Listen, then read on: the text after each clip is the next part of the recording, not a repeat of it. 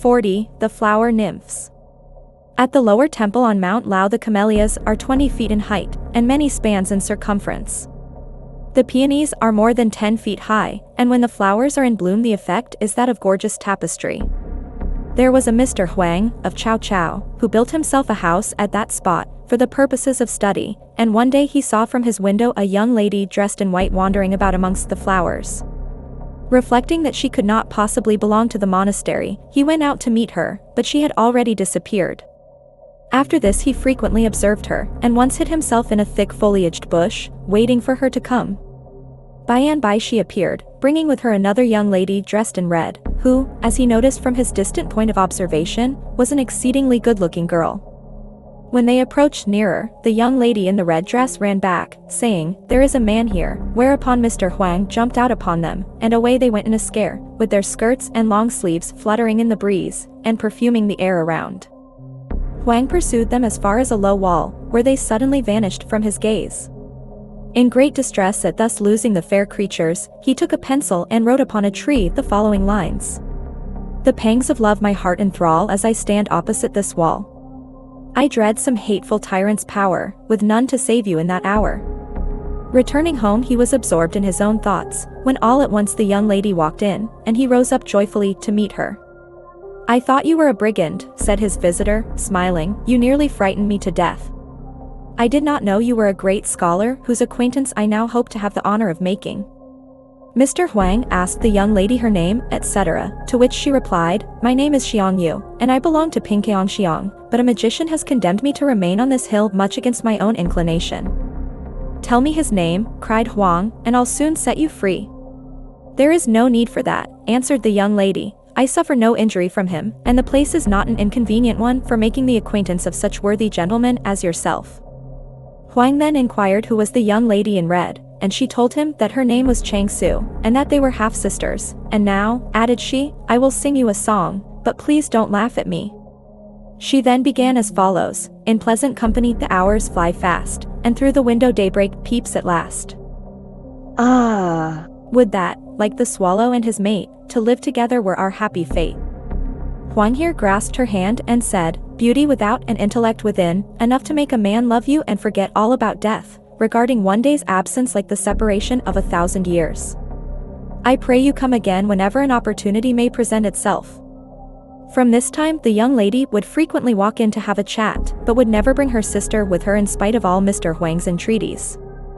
Huang thought they weren't friends, but Xiang said her sister did not care for society in the same way that she herself did, promising at the same time to try and persuade her to come at some future day. One evening Xiang Yu arrived in a melancholy frame of mind, and told Huang that he was wanting more when he couldn't even keep what he had got. "For tomorrow," said she, "we part." Huang asked what she meant, and then wiping away her tears with her sleeve, Xiang Yu declared it was destiny, and that she couldn't well tell him. "Your former prophecy," continued she, "has come too true, and now it may well be said of me. Fallen into the tyrant's power, with none to save me in that hour." Huang again tried to question her, but she would tell him nothing, and by she rose and took her leave. This seemed very strange. However, next day a visitor came, who, after wandering round the garden, was much taken with a white peony, which he dug up and carried away with him. Huang now awake to the fact that Xiang Yu was a flower nymph, and became very disconsolate in consequence of what had happened, but when he subsequently heard that the peony only lived a few days after being taken away, he wept bitterly, and composed an elegy in 50 stanzas, besides going daily to the hole from which it had been taken, and watering the ground with his tears. One day, as he was returning thence, he espied the young lady of the red clothes also wiping away her tears alongside the hole, and immediately walked back gently towards her. She did not run away, and Huang, grasping her sleeve, joined with her in her lamentations. When these were concluded, he invited her to his house, and then she burst out with a sigh, saying, "Alas, that the sister of my early years should be thus suddenly taken from me. Hearing you, sir, mourn as you did, I have also been moved to tears. Those you shed have sunk down deep to the realms below, and may perhaps succeed in restoring her to us, but the sympathies of the dead are destroyed forever, and how then can she laugh and talk with us again? My luck is bad," said Huang, "that I should injure those I love, neither can I have the good fortune to draw towards me another such a beauty. But tell me, when I often sent messages by Xiangyu to you, why did you not come? I knew, replied she, what 9 young fellows out of 10 are, but I did not know what you were. She then took leave, Huang telling her how dull he felt without Xiangyu, and begging her to come again. For some days she did not appear, and Huang remained in a state of great melancholy, tossing and turning on his bed and wetting the pillow with his tears, until one night he got up, put on his clothes, and trimmed the lamp, and having called for pen and ink, he composed the following lines. On my cottage roof the evening raindrops beat, I draw the blind and near the window take my seat. To my longing gaze no loved one appears, drip, drip, drip, drip, fast flow my tears. This he read aloud, and when he had finished, a voice outside said, You want someone to cap your verses there. Listening attentively, he knew it was Chang Su, and opening the door he let her in.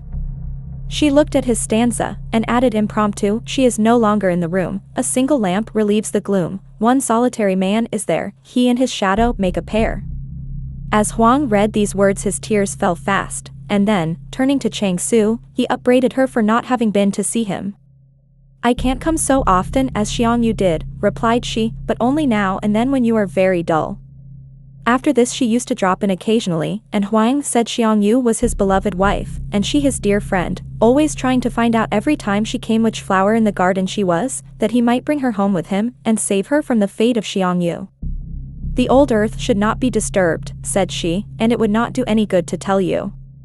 If you couldn't keep your wife always with you, how will you be sure of keeping a friend? Huang, however, paid no heed to this, and seizing her arm, led her out into the garden, where he stopped at every peony and asked if this was the one, to which Chang Su made no reply, but only put her hand to her mouth and laughed.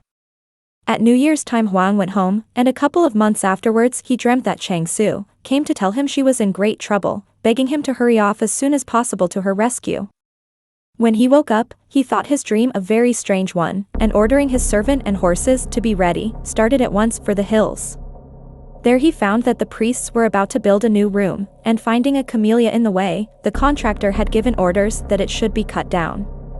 Huang now understood his dream, and immediately took steps to prevent the destruction of the flower.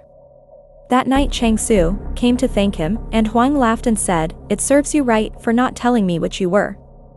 Now I know you, and if you don't come and see me, I'll get a firebrand and make it hot for you. That's just why I didn't tell you before, replied she.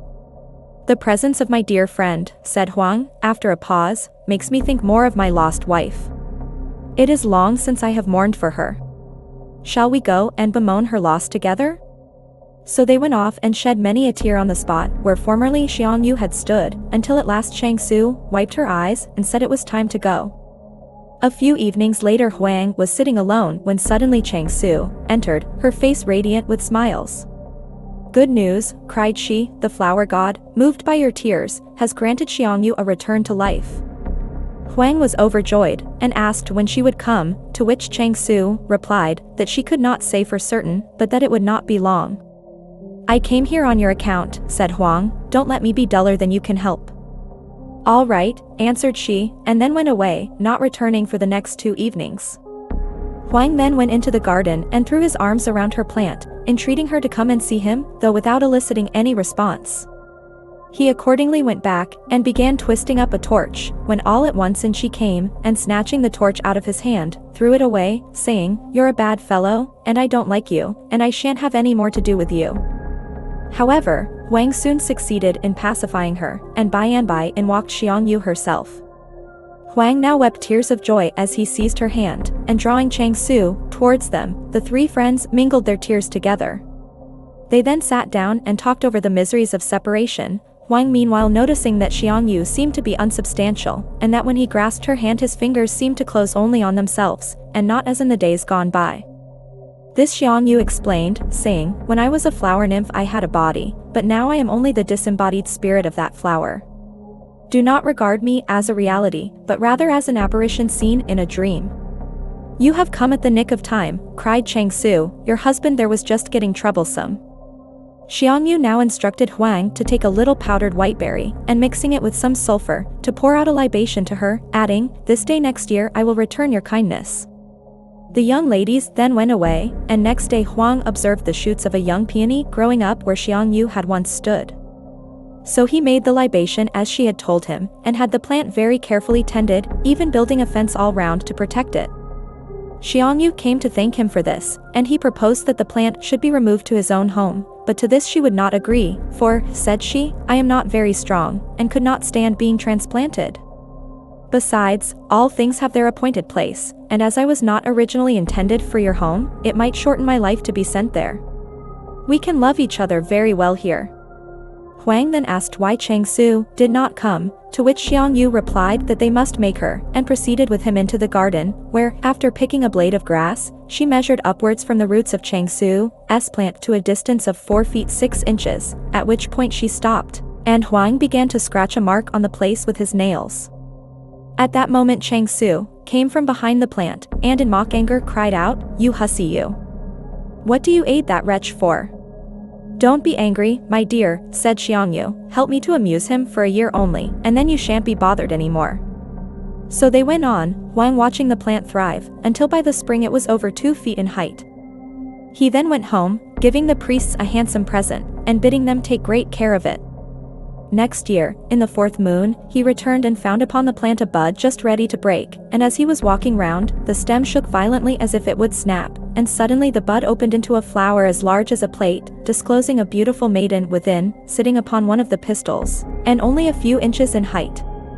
In the twinkling of an eye she had jumped out, and lo! It was Xiangyu. Through the wind and the rain I have waited for you, cried she, why have you come so late? They then went into the house, where they found Chang Su already arrived, and sat down to enjoy themselves as they had done in former times.